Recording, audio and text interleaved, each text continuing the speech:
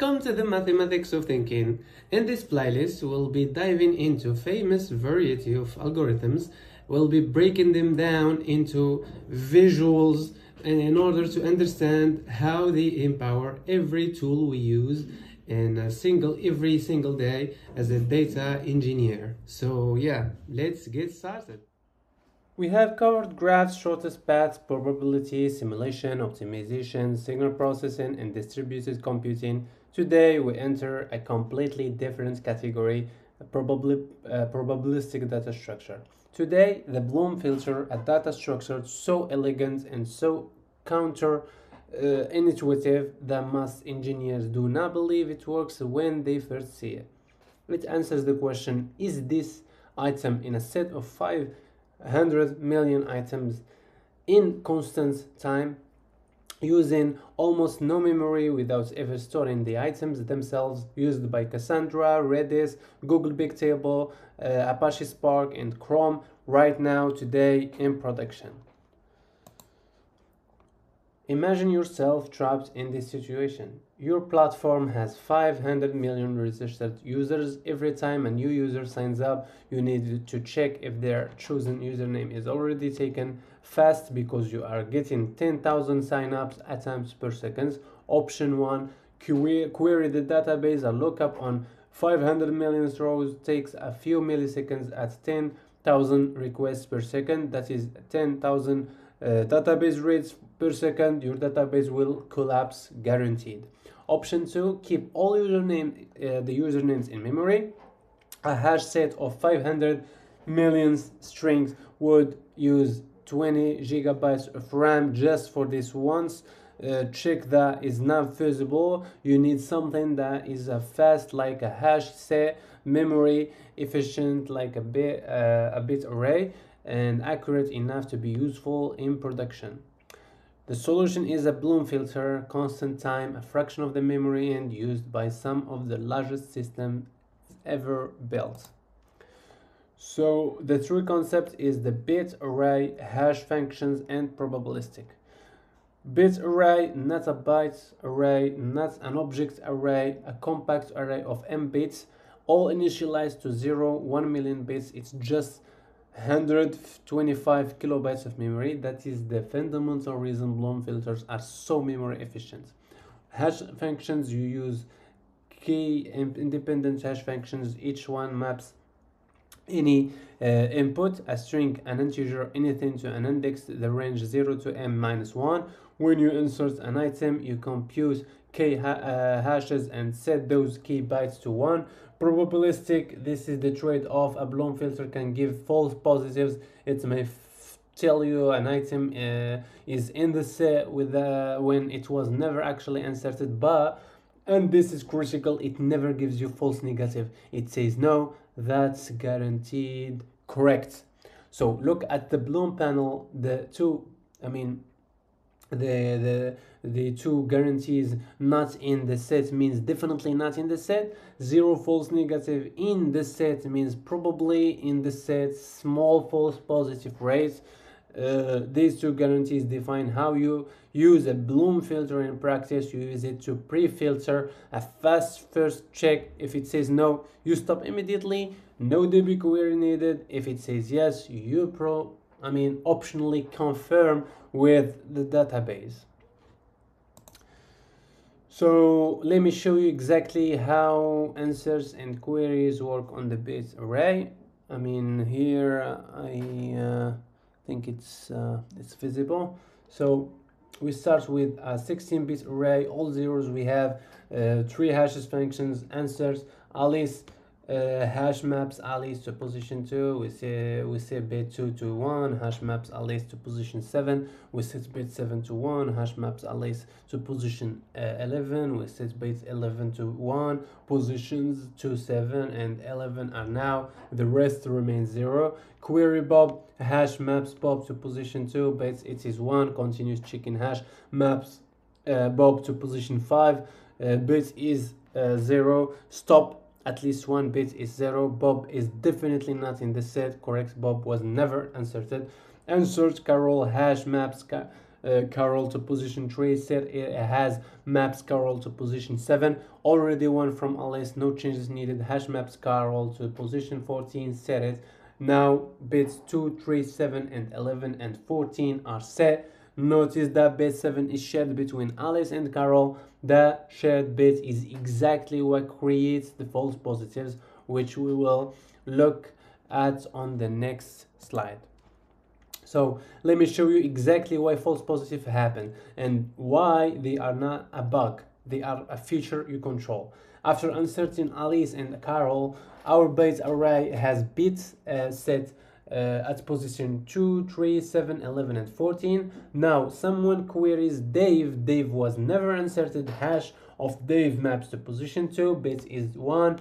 Check hash of Dave maps to position 3, bit is 1. Check hash of Dave maps to position 7, bit is 1. Check all 3 bits are 1. The Bloom filter says Dave is probably in the set, but it's wrong. Dave was never inserted. Those bits were set by Alice and Carol, not by Dave. This is a false positive. It happens when an item hash position happens to all be set by other items already in the filter. But there is the key. You can mathematically control how often this happens. The false positive rate is p approximately equals 1 minus e to the power of minus key n over m, all raised to the power of key, where n items inserted, m is a bit array size, key is a hash functions. Look at the table on the right at the 4 bytes per element, 14% false positive rate at 10 bytes per element, 0.21% at 20 bytes per element, 0.006%. You pick your acceptable false positive rate at design time and compute the required M and optimal K production. 10 bits per element with 0.81% FP rate is the standard default. So now we'll do, let me trace through the complete username availability system we described in the hook. So design 500 million usernames, target FP 1% at 10 bytes per element, m equals 500 times 10 equals 5 billion bits, which is 625 megabytes compared to plus 20 gigabytes for a hash set. 32 times less memory optimal, k equals 7 hash functions. Insert for each existing username in the system, compute 7 hashes at 7 bits, takes O of k effectively, O of 7 per username, memory stays fixed at 625 megabytes throughout.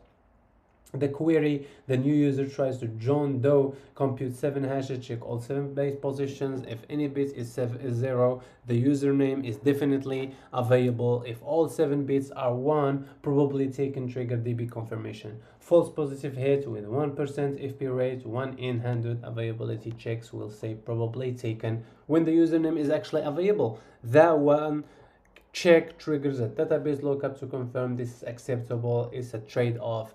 The results at 10,000 requests per second without Bloom filter, 10,000 dB queries per second with Bloom filter, approximately 100 dB queries per second, and 100 times reduction in a database load, memory 20 gigabyte down to 625 megabytes. So here's the full implementation. 4 methods. The constructor takes n, the expected number of items, and p, the target false positive rate. It computes m using the optimal size formula and k using the optimal hash count formula, then allocates a byte array of m bits, all set to 0. This is the only memory allocation. It never grows. Okay. The hash method in the code here is, this is the core. We compute a single SHA to 256 hash and extract 64 byte integers a and b. Then we generate key k indices using double hashing a plus e times b modulo m double hashing with one hash call gives us independent enough hash functions at very low computational cost. We have the function add, compute the k hash positions and set each bit to 1 O of k time, no memory growth. Check function computes the key hash positions. It returns true only if all bits are 1. If any bit is 0, returns false immediately. That is guaranteed negative. In production, you would also want a persistence layer for loading and saving the bit array, a counter of inserted items to detect when you are exceeding capacity, and monitoring of the actual false positive rates. So now let me show you where the Bloom filter lives in the system you work with. First of all, Cassandra, there is the canonical use case. Cassandra stores data in ST tables on disk. When you look up a key, Cassandra first checks the Bloom filter for each SST table. In the filter says the key is not there, the disk read skipped entirely. Without Bloom filters, every read would scan every SST table. With them, most disk readers are eliminated. We have Google Big Table, Redis ships a native Bloom filter module with bfidd and bfexist command used for session deduplication, rate limiting, and cache pre-warming. We have Chrome safe browsing, Apache Spark, email spam detection, billions of non-spam senders domains stored in a Bloom filter. Every incoming email domain checked if the constant time, if the filter stays clean, no further processing. And again, and lastly, two numbers.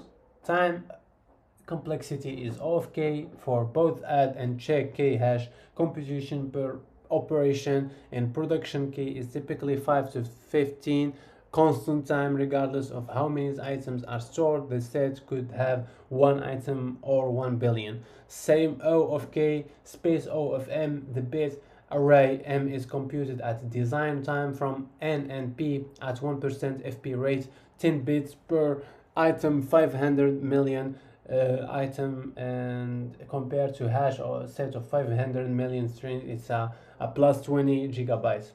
The three limitations is first, no deletion. Standard Bloom filters do not support delete. If you clear a bit of the item you want to remove, you might clear a bit that is shared by other items, causing false negatives, which breaks the core guarantee. If you need deletion, use a counting Bloom filter where each bit becomes a small counter instead. Second, FP rate grows over time. If you insert more items than the design capacity and the bit array fills up and the false positive rate increases, monitor your insertion count when you approach capacity rebuild filter with a larger M. Third, no retrieval. A Bloom filter only answers the membership questions. It stores no value, no key, no data. You cannot enumerate what is in it. You cannot get back what you inserted. It's one way door. Okay. Now finally we'll be talking about the four things you know now.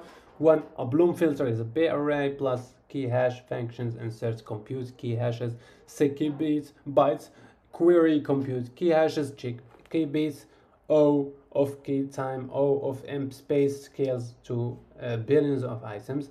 Two, the guarantees no is always correct, zero false negatives, yes might be wrong. And the third is the FP rate is controlled by M over N, the bits per elements. 10 bits per elements gives 0.81%. The production default Cassandra, Big Tables, Redis, Chrome, and Spark all use Bloom filter by default. For limitations, no deletion, no retrieval. FP rate grows if you exceed design capacity. Always compute M and K at initialization time. So drop a like if this was useful and tell me in the comments which application surprised you the most. The Chrome safe browsing one. Most people never realize their browser is running a probabilistic data structure on every URL they visit.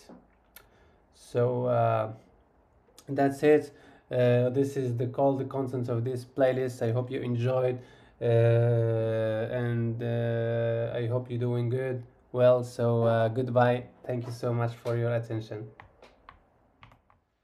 By the way, if you are new to Python, I'm launching a Python formation. You can subscribe by filling the form in the description.